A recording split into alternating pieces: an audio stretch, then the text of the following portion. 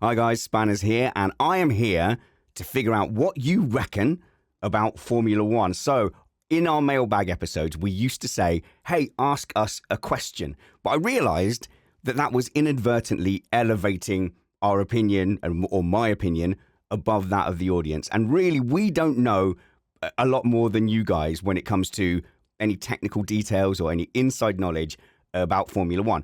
Obviously, we keep across it. So we keep across the news stories. And by we, I mean Matt and Chris and Stuffy. But apart from the drumbeat of regularly really keeping our eye on it, we don't have any specific knowledge that's different from you guys. So when I give my opinion on here, it is my genuine, heartfelt opinion. I'm not trying to create a narrative. I will create an argument for what I think or what I believe, but it's not coming from the inside source of a team or even from things like Sky Sports. So as soon as the race ends, I actually tend to turn off the broadcast that I'm watching. There was always a risk that you end up just regurgitating the things that you've heard Anthony Davison say. So if there's an incident and then you watch Anthony Davison or Corinne Chanduk on the Sky stream, there's a real risk that you end up just regurgitating that. And I'll tell you what, those guys are great, but they have a bit of a media groupthink. I'm not saying those guys individually, specifically those guys, but when you listen to the guys on any kind of broadcast or journalists, there is a safe space that they have to operate in. So they're very, very reluctant to call people out for cheating, for example. They're very reluctant. I mean, I saw Jenson Button, who's incredibly knowledgeable, obviously, about Formula One, but he made the claim that no team would ever slow down their driver. And, you know, apart from the caveat of some upgrades going to the number one driver. But that's not true. We know that's not true. We know that some drivers have been slowed down in the past. You have things like Felipe Massa's gearbox being broken open. There's all sorts of reasons why a team would want a driver to be slow. So the 2007 example is a good one where Lewis Hamilton was a different strategy of higher fuel. So in those days, you chose how much fuel to start on. But, you know, they were saying we want Hamilton to be slower at the beginning of the race so he doesn't interfere with Fernando Alonso. But so the media guys, they really don't want to go out on a limb and call it and say, oh, that was cheating. And I don't want to get into that group. So I turn off the broadcast and I'll just give you my genuine opinion. And by doing that, by having that approach, it keeps me 100%, instead of studying journalism, which is what I would effectively be doing there, I'm just giving you my fan opinion. And that's great. And I love having your fan opinion. And I love arguing with you about your opinion when it's different from mine and it's wrong. So instead of asking for questions, we now just ask, what do you reckon? What do you reckon about stuff in Formula One? And I can respond by going, oh, yeah? Well, I think this. So let's see. First off, we had questions from Blue Sky, from Twitter and our Patreon group, and from here on TikTok as well. So Lucas is up first in our Patreon Discord. He said, I reckon that Drive to Survive will be cancelled in 2 more seasons due to declining interest now that people are catching on to the contrived storylines. So I don't know how contrived the storylines are. And by the way, hello to everyone in the TikTok live. I am monitoring the comments. I can see them at the bottom there. So feel free to agree or disagree or just say hi or comment on the bags under my eyes. The lighting is specifically designed for a very specific angle, of which the up-the-nose camera on the phone is not being very flattering to. Who cares? I'm a middle-aged man. So contrived storylines. I have found it difficult to tune into too much Drive to Survive, especially when the episodes are labeled like, here's the Christian Horner episode, or here is the Alonso episode. And I kind of go, do I want to tune in to watch the Horners go camping? Probably not. And so I have figured out that the Drive to Survive is not aimed at me. If there was a similar Drive to Survive type thing about another sport, which there are, and you tune into those, and they are inventing, stop inventing, they're inventing a narrative out of the footage they got, then I would find that interesting and a way into the sport. So I think Drive to Survive isn't really ever aimed at veteran fans of Formula One. It's aimed at people who who are new to it and want to kind of know a story and a vibe. And I think like a documentary, you can have a bit of leeway with that. So if you've got the David Attenborough and there's penguins and they're saying, this poor penguin, nobody can save it from the going into the whale infested water. I'm like, well, you can. You're right there. You could save the penguin. But they don't do that because that's not the narrative that they're trying to create. So I'm not against a documentary trying to create a narrative. And that's what Drive to Survive is. It's a documentary. So they're giving people a window into the sport. The problem they might have is have they used up the reach? Have they picked the low-hanging fruit? So I couldn't believe it when Drive to Survive first came out. What we noticed was when Drive to Survive came out, our podcast figures spiked a couple of days after the Drive to Survive thing came out. But that effect has faded. But when I was talking to friends who I've never spoken to about Formula One, they'd say to me, hey, this Formula One thing, have you checked out Drive to Survive? Formula One's well good. I go, oh, I am kind of into it. Yeah, myself, actually. And if you're looking for a podcast, I can recommend one. But, whole families were sitting down and discovering Formula One and then getting into it. So you can get into it like that. I don't think there's an issue with that. And then you go and watch the sport and you either like it or don't like it. And we've seen interest really, really change depending on what's going on in the season. Thank you, Harry. Make sure you get that reckoning a little bit later. There's definitely a McLaren section coming up. We see a huge interest spike around what's happening in the season. So normally in a normal season, 2/3 of the way through, you sort of normally know who's going to be world champion, and interest and viewing figures and our podcast downloads will drop off. So generally, Silverstone, Hungarian Grand Prix, the European season, that is the peak. Also, the timings get a little bit funky once you get over to the other side of the States, over the other side of the world for the end of the season. But in 2021, there was that tight championship battle, and really the viewing figures and our podcast figures just kept going up and up and up. There was some enthusiasm at the start of 2022, but 2022, 2023, everyone I spoke to in the F1 content space felt that Verstappen effect. So they really felt the effect to the point that lots of content creators really just packed it in. There wasn't the low-hanging fruit. There wasn't the new people arriving. And we managed to stay still really on viewing figures between mid-22, 23, 24. And that felt like an achievement when so many others had been sort of falling away. And so there's two factors there. Is one, if it's competitive, there will be an appetite. People will hear about Formula One and then they'll go and join, they'll go and watch Drive to Survive. Was it really good? Was it, I'll catch up. Drive to Survive, I think it's a great starting point for people going in. The fear is that spike I mentioned at the beginning of the season has faded. So I don't think we've done anything particularly different or wrong. I think we've got broadly a consistent place in the F1 podcast space, but just most of the people who were going to find Drive to Survive and get sucked into it and then go and look for an F1 podcast, that number is dwindling. And I think as you become more and more of an F1 fan, yes, the more you realize it's a documentary style and it's not specifically for you, and those numbers will dwindle. But no, I think it's got legs. I think it's probably got the legs to keep going. And plus, Netflix is quite good at evolving. They seem to be a very, a sensible company. They've evolved their own general strategy to survive when others haven't been able to do what they're doing.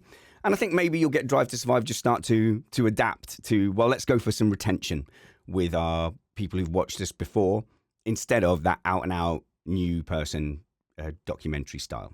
So we're streaming live here on TikTok. I say we, it's just me. It's a lower footprint to me midweek just to hit record and answer some mailbag questions. I'm asking you what you reckon about F1. So that was Lucas there saying, I reckon Drive to Survive will be cancelled. And there's no mute button, so you can just hear me sipping my coffee out of my Grogu mug. And I'm not going to sit and edit it out of the YouTube, so it's in the YouTube as well. Right then, let's go to EJ. But the downside is, normally an American waffles on about tyres for a little while. while I take a breather and go and get my breath back. That's all right. I used to get told off on radio for not playing enough songs, for just waffling on. So I don't have a major problem. Do you think Netflix will want to have their broadcasters if they get the broadcast rights in the US? That's from Court in the live TikTok chat. Yeah, it's interesting. So I think Netflix have applied to actually have the broadcast rights. So I guess in the same way that Sky have it in the UK, I think Netflix want to do it. I think it's an interesting one. So Netflix, to me, I still don't trust that over-the-top streaming thing. So you've got an app within your smart TV.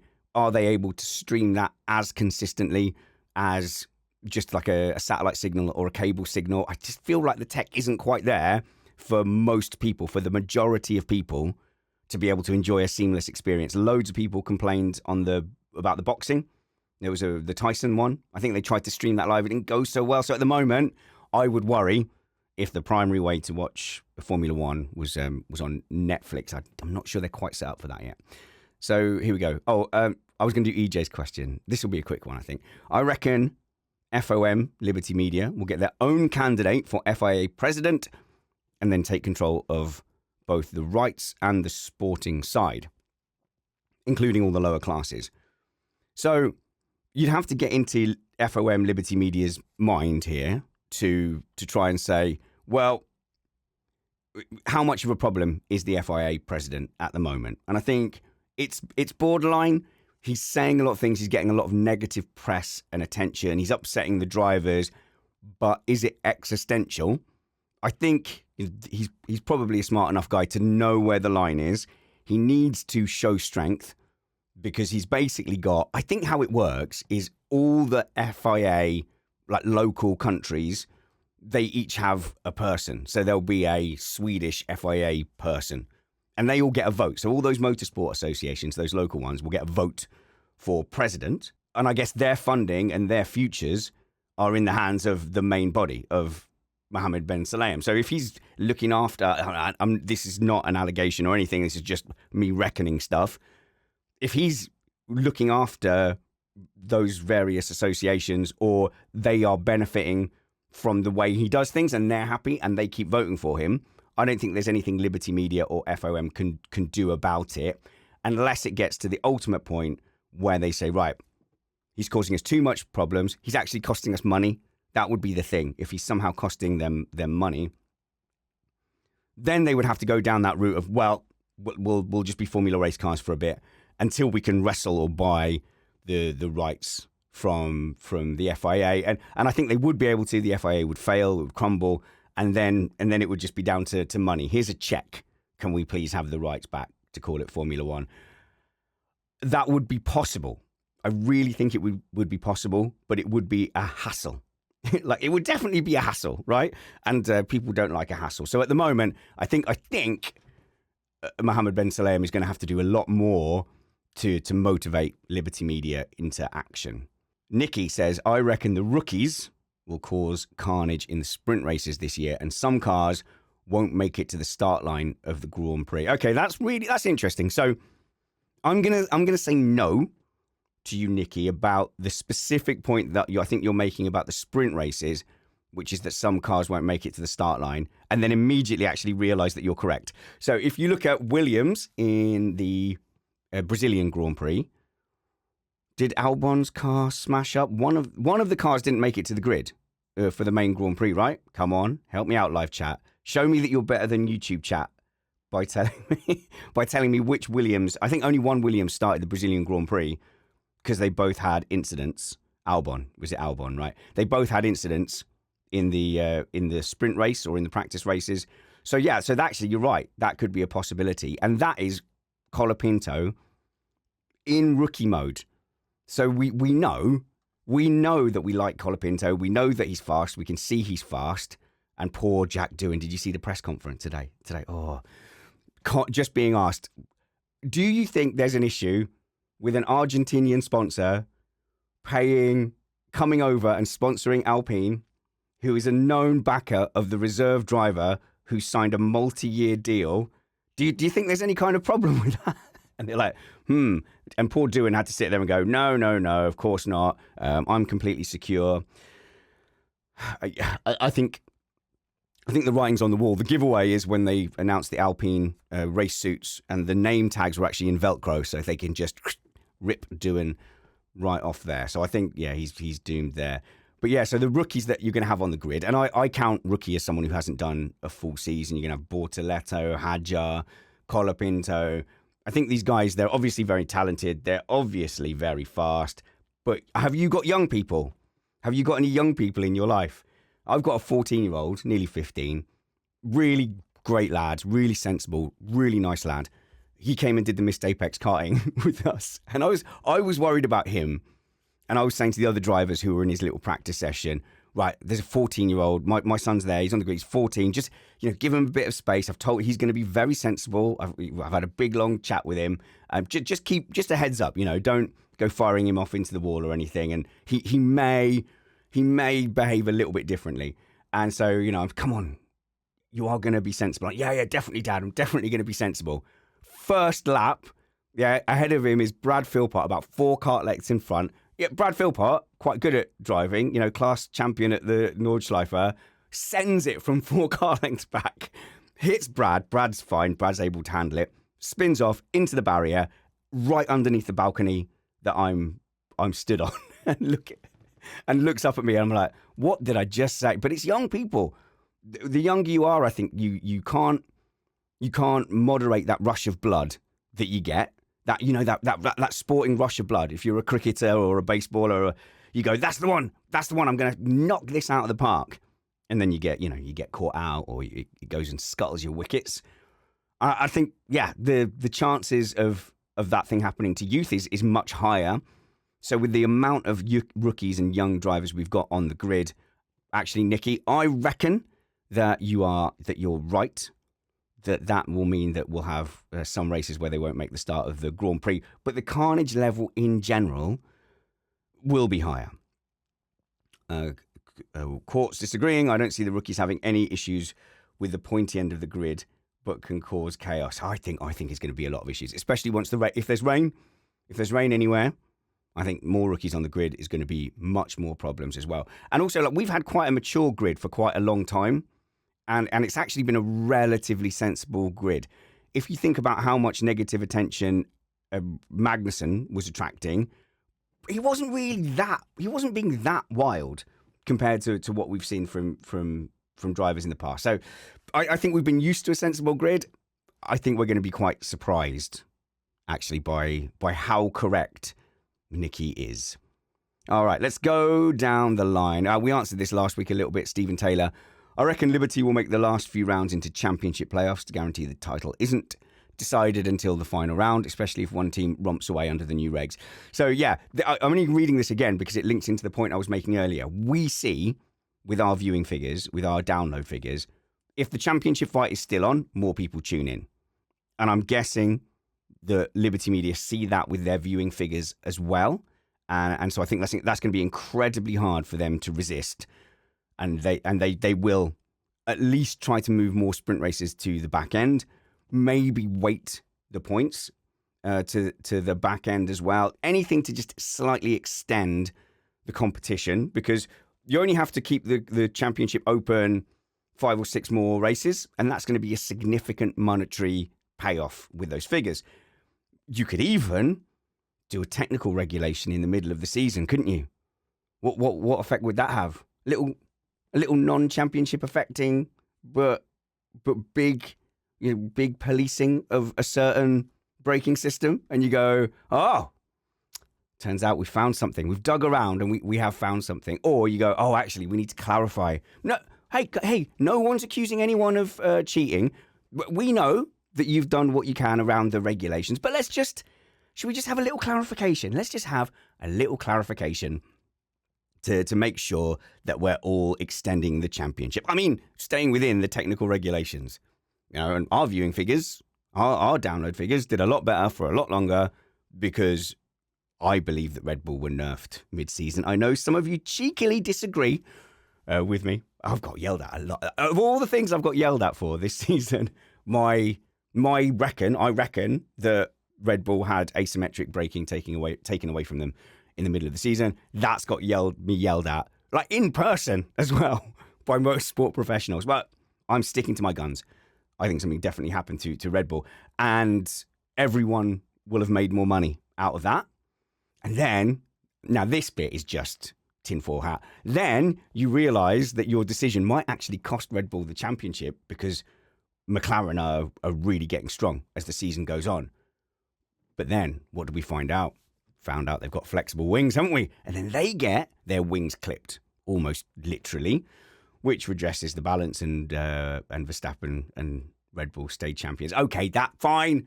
That last bit's conspiratorial. However, there's business involved. And I think if you think that the business in a sport isn't looking at the competition to say, how can we make more money? How can we extend eyeballs?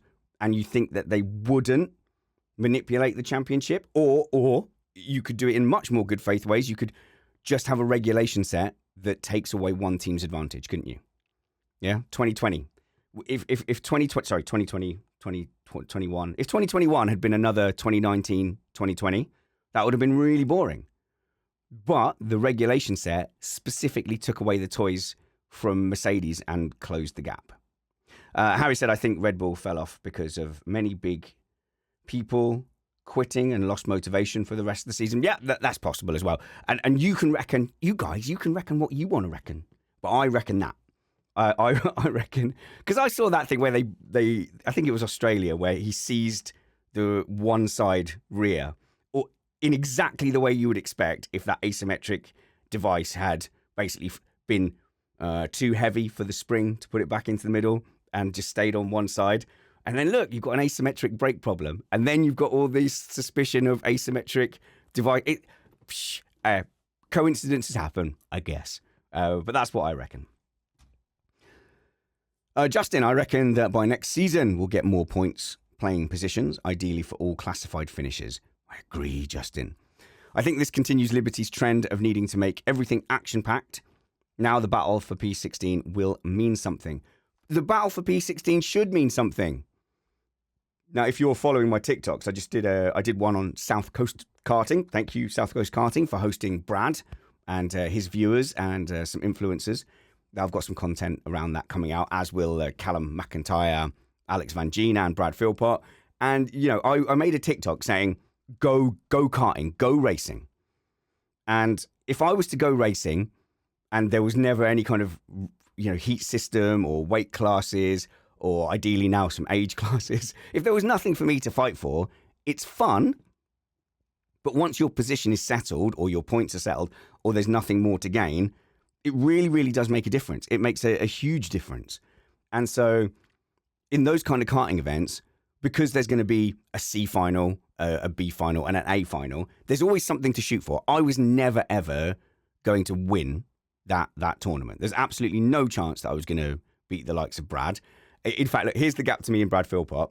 In the qualifying round, we looked at the times, and on a 40-second lap, I was half a second up on Brad, down on Brad. So I looked at it and went, Brad, I'm half a second behind you. He's like, that's really good. And I went, nah, it can't be. It can't be. I must have a good kart. And yes, and it turned out that the kart I had in the qualifying was like one of the best karts on the grid. Then when I went to subsequent heats and the final, I really noticed the difference. But when you've got someone like Brad there, he's a clear second ahead of me on a 40-second lap. I'm never going to win, just like a Haas is never going to win the race. And Alpine is never going to win the race.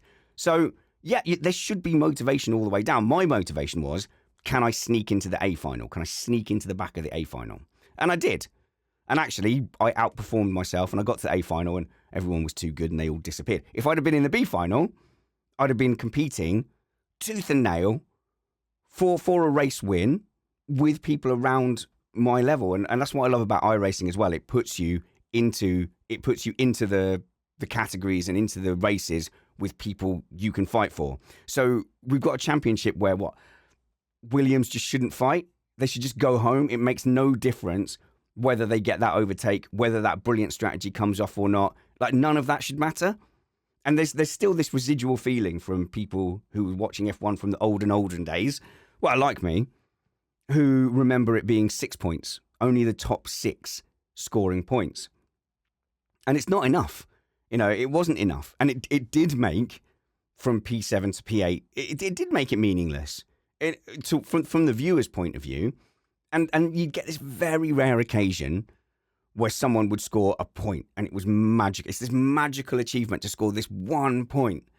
That's not outweighed by the achievement and the excitement that there would be for regularly finishing 15th ahead of someone 17th, and that being the difference in a championship position. That would be a lot fairer as well. Jules Bianchi getting 10th place or 9th place, I think it was in the end, in Monaco, in the Caterham? No, Marussia? Oh, someone correct me. With that brilliant overtake on the inside of Kobayashi, bashing wheels going into Raskas. And you go, yes, that moment was special. I get it. Because we've elevated points to this special place. That was great. But he also could have been having a meaningful battle throughout the season. And you kind of go, well, I would rather those places and those battles actually mattered rather than just, wow, every now and then we get this celebration of a magic point. I think you can still go a top 10 is special because we still say a top 3 is special, don't we? We have the podium. The podium hasn't lost its specialness because 4th, 5th and 6th scored a point. And so I don't think a top 10 will lose its specialness. And in fact, even to me, I still think of a top 6 as a thing. And at the bookies, you can bet on top 6. So these things, they're all arbitrary. There is nothing fundamentally special about a point. And I think every position should count. Every battle should count. I think part of the joy of motorsport and any sport is that you find your level.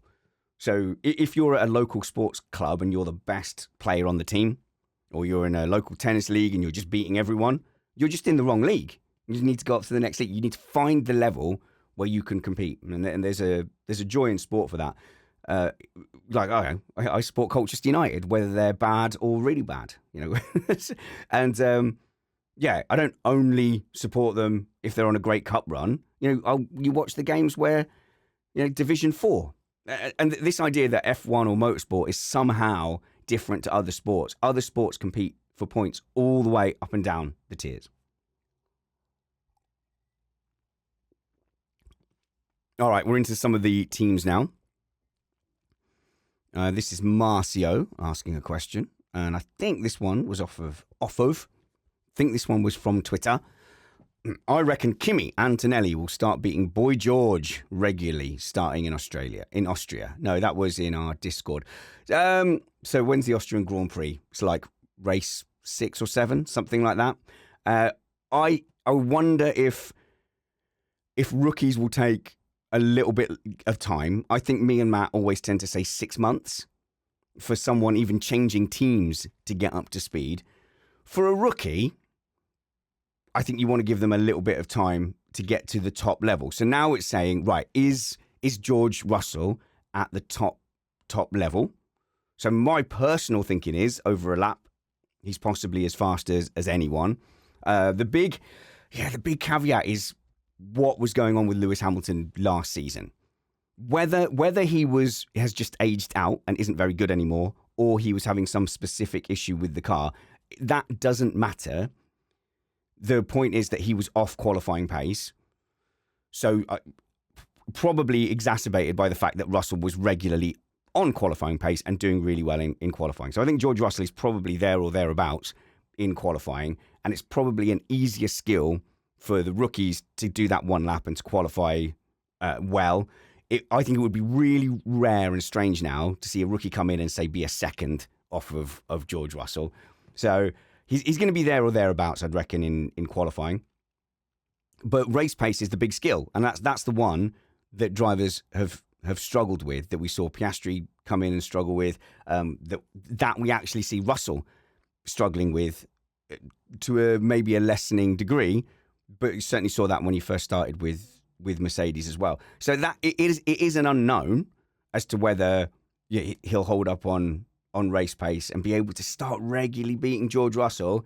If there's a weakness with Russell, it is going to be that tyre preservation and race pace. We don't know quite how conservative have Pirelli been on the tyres, how much is this regulation set. I know there's going to be the odd little tweaks.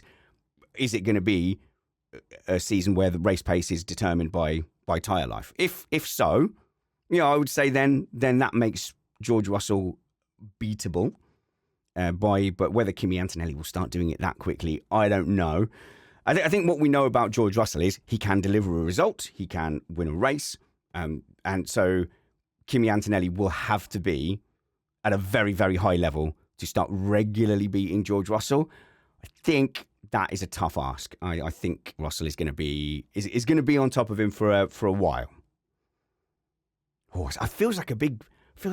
I'm almost second guessing myself because Antonelli is being billed by Wolff as like, no, he must be this amazing star. I don't know. I still, when a young driver comes in, I want them to be a superstar, like we saw Lewis Hamilton coming in and straight away taking it to Fernando Alonso. I want to see like Colapinto coming in and instantly kind of going, yeah, I'm there or thereabouts on the pace of Albon, and we'll get more of a hint on how accurate that Colapinto Albon thing was. I love watching these things evolve in F1. With Carlos Sainz going to Williams, if Carlos Sainz goes to Williams and instantly is just showing a much bigger pace than Albon, does that take the shine off the Colapinto miracle appearance in Formula One? I think like maybe it does, because Colapinto wasn't just like dunking over Albon's head. Colapinto just looked really good against Albon.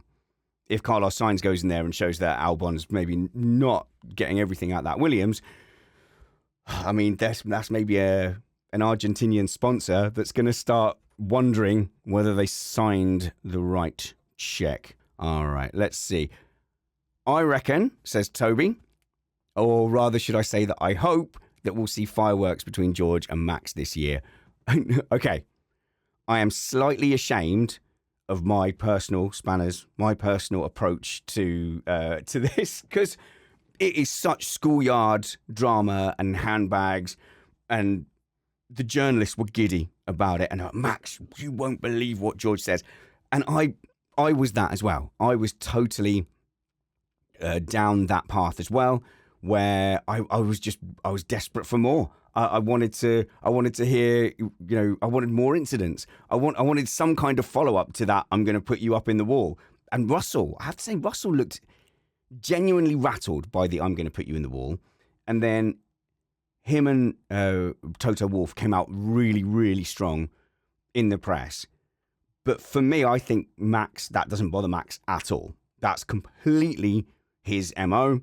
He's very aggressive. He's very forthright. He's incredibly entitled. And I mean that in a descriptive way rather than, he's a brat and he's entitled. He's very, there's no imposter syndrome. He knows exactly who he is. He's Max blimmin' Verstappen. You cross me at your peril. And so that's very much a thing he does week in, week out. With Russell, I don't quite get that same vibe, that he's got that same ruthlessness. And so when the time was required, he stood up for himself, but it wasn't an everyday thing for him. It wasn't like breathing in and out. And I think him and Toto Wolff struggled out of that and probably were affected much more from that conflict. But yeah, I do want to see more, because I think Russell, although I'm saying that he was rattled, I think Russell will stand up for himself and will fight. And then you look at, was it Piastri just not jumping out of Max's way? There is that. It was in the last race, wasn't it? In the second to last race. So I think there is potential now for the drivers to be standing up to say Verstappen's driving style more. But I don't think that will change what Verstappen does. So I also, as much as I'm ashamed to say it, I want to see those kind of personal fireworks and rivalries, because it is better than what we've been seeing the previous years, which is just a really an over-friendliness between the drivers, almost as if we're watching kids at a boarding school. Just like we're watching, I don't know, yeah, they're just kayaking at boarding school and we get to sit in on it. And I don't know, I like a sporting rivalry. You can be friends afterwards. Be friends in a documentary like years later. Be Agassi and Becker. But don't be, boring and mates in it. And it doesn't matter and we're all going to go and have a bath together at the end. No, I do like those sporting rivalries. Hello to everybody in the TikTok channel. I'm streaming this live on TikTok. It's actually got more of a radio feel. So obviously if this is going on YouTube, and it's going to go out on the normal podcast app. But I wouldn't normally do radio style reminders of what we're doing. But I guess I have to do that because people are joining this live, much as they would on an FM radio. But we are getting opinions from people about what they reckon. Because I don't take mailbag questions. I don't ask people to give me questions because I don't really feel like I'm not particularly qualified to be like, oh, let me be the oracle of F1 information. I can tell you things I can remember, but my memory's not reliable. So just tell me what you reckon, and I'll tell you what I reckon back. And I'll tell you what, I'll make you a promise as a listener, as a viewer. I never do rage bait. I've been accused so many times of doing rage bait.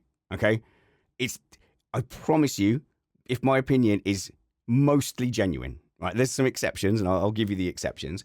Obviously, as a host, sometimes you set yourself up as devil's advocate, or you give yourself the springboard for an opposing debate. If the whole panel agrees on something, you at least want to challenge them enough. You want to challenge them enough to get good opinions out of them, and not just everyone go, yeah, you're right. No, you're right. No, you're even more right. You should be able to tell the difference between when I'm doing that in presenter mode and because I'm serving up the opportunity for people to give their opinions rather than fighting tooth and nail. When I have a genuine, passionate opinion, like for example the asymmetric braking, I buy into that asymmetric braking theory, that Red Bull thing. I'm not doing it to get people going, oh yeah, I don't like Red Bull, so I agree with your opinion because it suits my narrative. If that accidentally happens, then that can't be helped. But I promise you, the opinions I'm giving you, it's just my genuine take. And then, the other part where it might deviate from that is if it upsets Matt and he's getting like mad at me, then I'll double down. Like if I slightly thought it, then maybe for the debate, then it'll become a fact. And an exaggerated fact at that. So that's the only difference. But I never go out of my way to go, right, what will be controversial here? What will drive clicks or views? We really don't go down that path. It's a short-term approach, and we don't take it. Yes, thank you, Nigel. Nigel says, I agree. Suddenly it was banned, and Max couldn't turn. There were so many circumstances piling up that, to me, it felt reasonably obvious. Okay, I'm 4% battery on the TikTok live phone thing. How long I've been going for? 40 minutes. Well, I wasn't planning to go that long anyway. Well, we'll see. I've got it plugged in.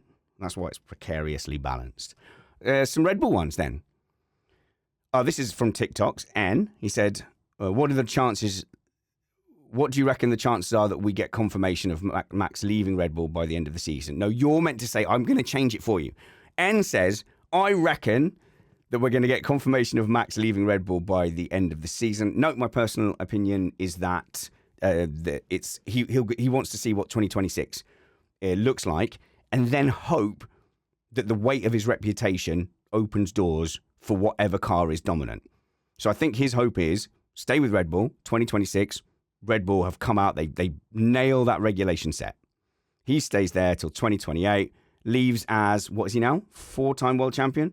So 5 this year, 6, 2026, 7, 2027, and 2028. Gets his 8th, beats Schumacher, leaves. That's the plan. And then what's he won in a row then? Would that be 9 in a row? No, that'll be 7 in a row. 21, 22, 23, 24, 25, 26, 27, 28. Yeah, retires at the age of whatever he is now, 14, 15, still not very old, is he? Retire before he's 30. And then that's it. He's off, and he can go and do what he wants. I don't think he wants to be here when he's 40 years old, right? Here's the risk: is I think if Mercedes are the best car in 2026 and they're running away with it, and it is basically Antonelli versus Russell, why would you then? There's no incentive to go and get Verstappen at that point. I think at that point you go, you had your chance. We came knocking in 2024. You could have committed to us. 2025 would have been a good year as well. You could have worked with us. You could have developed with us. No, we're sticking with our champion, Kimi Antonelli. We don't need Max Verstappen. So I think it's high risk. You're not going to get Ferrari if they get the 2026 regulation set right. They're not going to swap Verstappen for Hamilton or Leclerc, I don't think. So it's obviously a gamble either way, but I think in his head, he said, or I think I've heard him say he's committed until the end of 2026 at least, or that's what they've been told. But yeah, I think it'll be too little, too late. You've got to make your decision in 2025 now, which team for the regulation set. So I think everyone's with the teams now that they're gambling on for 2026. Greg, Snowman, I reckon Lawson doesn't hold up at Red Bull and is replaced mid-season. Statistically, that is a fairly good call because there's been loads and loads of incidences of Red Bull drivers going to the main team and not doing well. So, yeah, it's very, very possible that Lawson goes there and fails.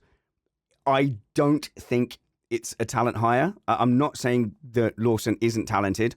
I just think that second seat, you have to bring funds. And I think Lawson brought a better overall package than Tsunoda. That's what I reckon. That's what I think.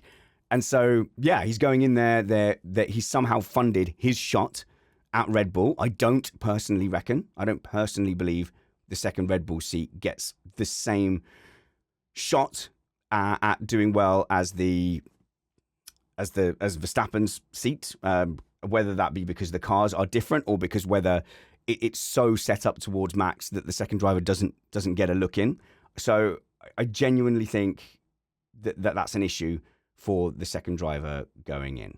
All right, well, I think this has been a decent experiment, and I'm going to warn you now that I'm down to 2% battery on the streaming cam. I wasn't planning to do it on the mobile phone. That's why I've been caught short there. I'm actually been planning to do it on my desktop app, but I couldn't get it to connect. So I'll do one more, and apologies to the TikTok stream if it dies, and I'll just carry on and I'll upload it to YouTube. Let's see. So Adam says, I reckon Lawson will get the boot by May because he'll cause too much friction with Max. I think that is possible. He does seem like a very fiery character as well. I don't think he's going to be a wilting wallflower. I think Yuki so that was Adam S. So Amber says, I reckon Yuki in his Alpha Cash App Visa regularly beats Liam in the Big Boy Bull. So I actually, the thing that makes that possible is that the collaboration between Visa Cash App and Red Bull has got stronger. So I think they've got some more parts from Red Bull this season. That should lift them, I think, towards the top of the bottom half. And I don't know. So if Lawson struggles like Perez does, and as a Perez fan, I'm hoping a little bit for that because I think it would be vindication for Perez. I think if Lawson, who people think is quite good, comes in and is doing very Perez type things, I think that will take the heat off of Perez, and you will apologise to me personally. High Pass says, I don't think the second Red Bull gets the brake tricks. It's at 1%. So actually, what I'm going to do is I'm going to end that here. I've got more reckons in the bag. So I think this was a good, fun experiment. I'd love to build the community on TikTok for these individual ones where I don't have any friends to come and play with me. I think I can even make these and set them up to have call-ins as well over TikTok Live. So I'm going to leave this here. We'll have a news show on Sunday. That'll be streamed live on YouTube. And until we see you next, work hard, be kind, and have fun. This was Missed Apex Podcast.